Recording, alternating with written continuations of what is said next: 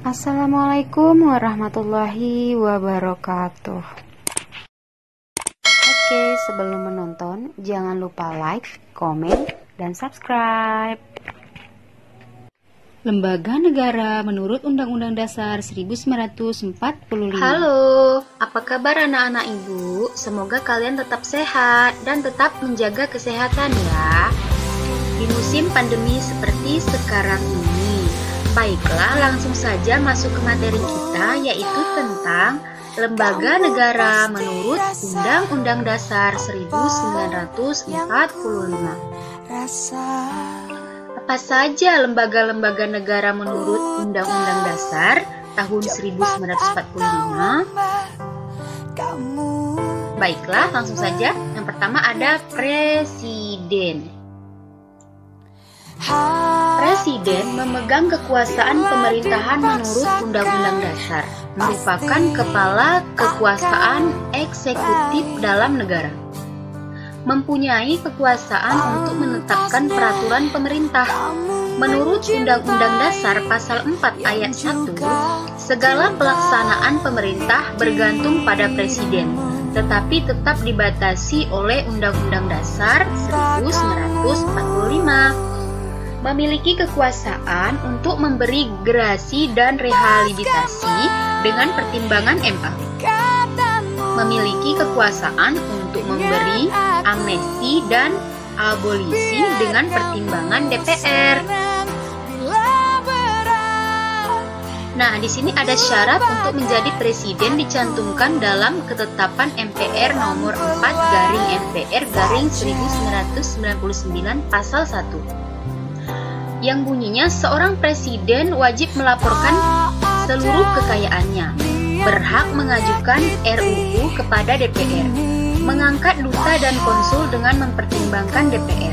Presiden bersama-sama DPR menjalankan legislatif. Yang kedua ada MPR, Majelis Permusyawaratan Rakyat. MPR merupakan lembaga negara yang kedudukannya kini sederajat dengan lembaga negara lainnya. Lembaga tersebut terdiri atas anggota Dewan Perwakilan Rakyat atau DPR dan anggota Dewan Perwakilan Daerah yaitu DPD yang dipilih melalui pemilihan umum dan diatur oleh undang-undang. Lalu, apa ya tugas dan wewenang MPR? Mari kita simak. Tugas dan wewenang MPR: mengubah dan menetapkan undang-undang dasar, melantik presiden dan wakil presiden berdasarkan hasil pemilihan umum dalam sidang paripurna MPR, memutuskan usul DPR berdasarkan putusan Mahkamah Konstitusi untuk memberhentikan presiden atau wakil presiden dalam masa jabatannya. Setelah presiden atau wakil presiden diberi kesempatan untuk menyampaikan penjelasan di dalam sidang paripurna MPR. Nah, melantik wakil presiden menjadi presiden apabila presiden mangkat, berhenti, diberhentikan, atau tidak dapat melaksanakan kewajibannya dalam masa jabatannya.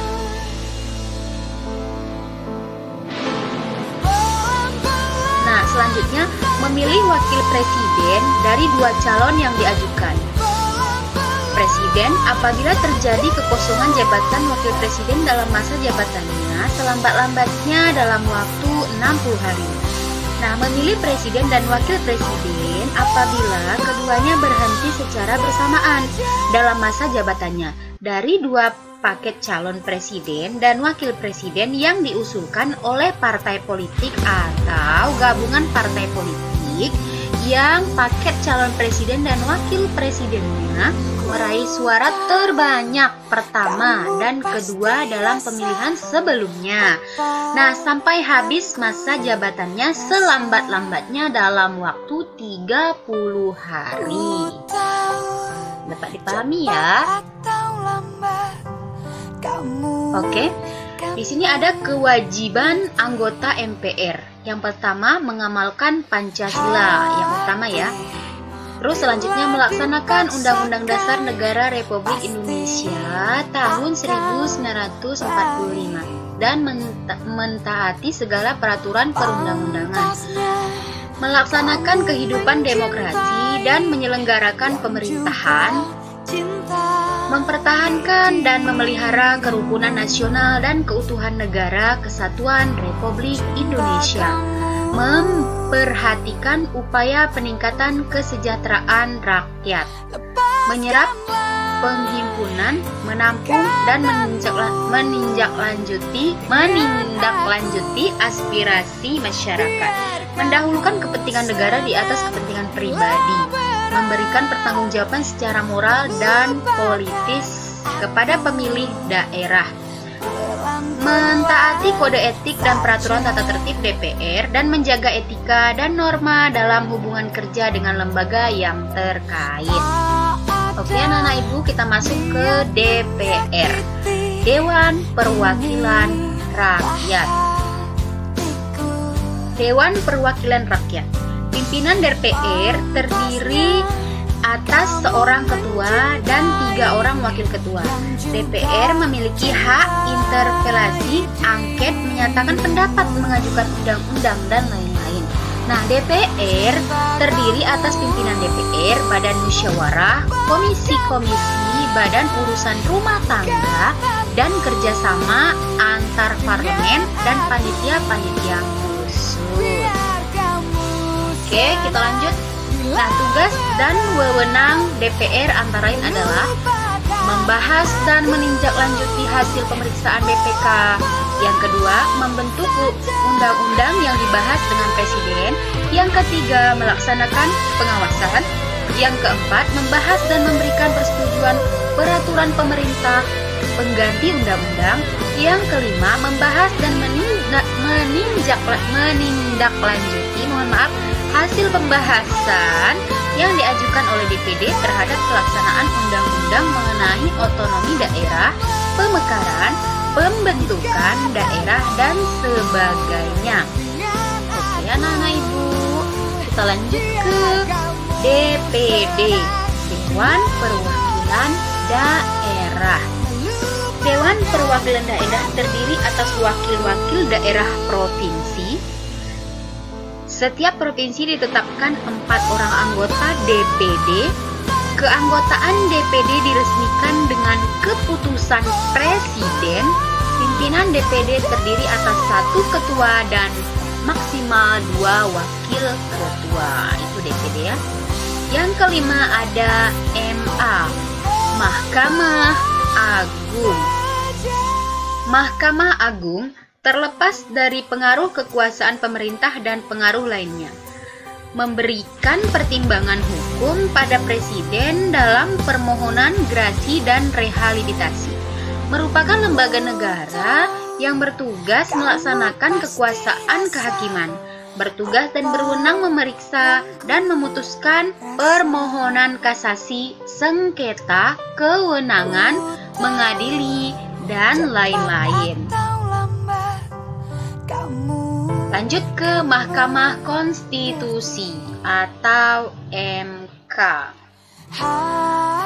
Mengadili pada tingkat pertama dan terakhir di mana putusannya bersifat final untuk menguji undang-undang terhadap undang-undang dasar, memutus pembubaran partai politik dan lain-lain. Terdiri atas 9 anggota hakim konstitusi yang ditetapkan oleh Presiden, 3 orang oleh MA, 3 orang oleh DPR, 3 orang oleh Presiden.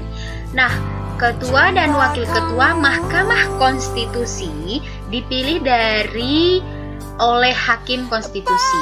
Nah, harus memiliki integritas dan kepribadian yang tidak tercela, adil, menguasai konstitusi dan ketatanegaraan, serta tidak merangkap sebagai pejabat negara lainnya. Oke anak-anak ibu, lanjut ke Badan Pemeriksaan Keuangan atau BPK. Bertugas untuk memeriksa pengelolaan dan tanggung jawab keuangan negara. Tugas, kewajiban, dan wewenang BPK diatur oleh Undang-Undang Nomor 5 Tahun 1973 Pasal 2. Berkedudukan di ibu kota negara dan memiliki perwakilan di setiap provinsi. Berbentuk dewan yang terdiri atas seorang ketua merangkap anggota, seorang wakil ketua merangkap anggota dan 5 orang anggota. Dan yang terakhir, anggota BPK diangkat oleh Presiden selaku kepala negara atas usul DPR. Mantap ya. Yang ke-8, Komisi Yudisial atau KY. Bersifat mandiri yang berwenang mengusulkan pengangkatan hakim, mempunyai wewenang lain dalam rangka menjaga dan menegakkan kehormatan keluhuran, merabat, serta perilaku hakim.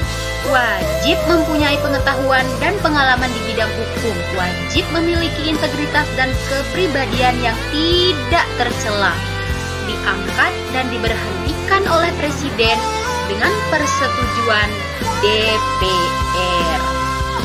Oke anak-anak ibu, jadi itu semua adalah lembaga-lembaga negara menurut Undang-Undang Dasar tahun 1945.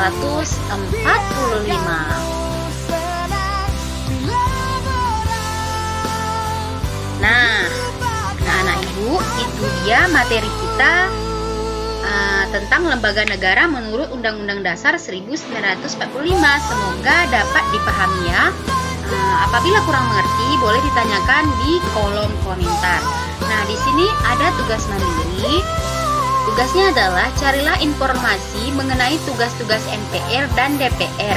Informasi dapat diperoleh dari buku, majalah, koran, dan internet. Buatlah kesimpulan dari informasi yang Anda peroleh. Catatlah hasilnya, lalu kumpulkan tugas mandiri kalian ke Google Classroom. Begitu ya. Oke, cukup sekian pembahasan kita kali ini, materi kita kali ini. Sampai ketemu di materi-materi selanjutnya atau video-video selanjutnya. Salam sehat untuk kita semuanya. See you. Wassalamualaikum warahmatullahi wabarakatuh. Thanks for watching.